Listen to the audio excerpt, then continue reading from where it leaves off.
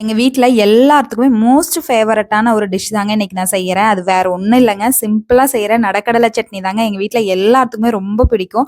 அது எப்படி செய்றதுன்னு பார்க்கலாம் வாங்க. நம்ம எந்த அளவுக்கு சட்னி தேவையோ அந்த அளவுக்கு ஃபர்ஸ்ட்டு கடலைய எடுத்து நல்லா வறுத்துக்கலாங்க. வறுத்துட்டு ஆற வச்சு அந்த தோல்லாம் போற அளவுக்கு, பொட்டெல்லாம் நீக்கிற அளவுக்கு நல்லா புடைச்சு சுத்தம் பண்ணி எடுத்துக்கலாம். அப்புறம் யூசுவலா சட்னிக்கு ஆட் பண்ற மாரி தாங்க மிக்ஸி ஜார்ல வந்துட்டு காரத்துக்கு தகுந்த மாரி வரமிளகா, உப்பு, புளி, கொஞ்சமா சீரகம், ஒரு பல்லு பூண்டு, அப்புறம் நல்லா கிளீன் பண்ணி வச்சிருக்க கடலையும் ஆட் பண்ணிட்டு நல்லா ஃபைனா அரைச்சு எடுக்க வேண்டியதாங்க.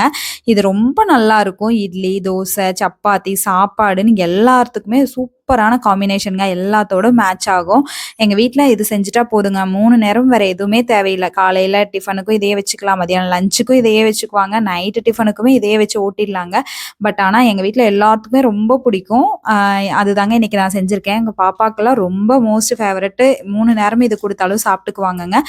உங்க வீட்லலாம் இந்த மாரி மோஸ்ட் ஃபேவரட்டான ஒரு டிஷ் இருக்கும் இல்லைங்களா? அதெல்லாம் என்னன்னு சொல்லிட்டு எனக்கு மறக்காம கமெண்ட் பண்ணுங்க. கொஞ்சம் வீட்ல வந்து பாலாடைலாம் நெறைய எடுத்து வச்சிருந்தேங்க. அதையுமே அடிச்சுட்டு, சரி வந்து இன்னைக்கு நெய் காய்ச்சி வச்சிரலாம்னு சொல்லிட்டு அந்த வேலையுமே கையோட முடிச்சாச்சுங்க. என்னோட வீடியோ புடிச்சா லைக் பண்ணுங்க. நம்ம சேனலுக்கு ஒரு சப்ஸ்கிரைப் பண்ணுங்க.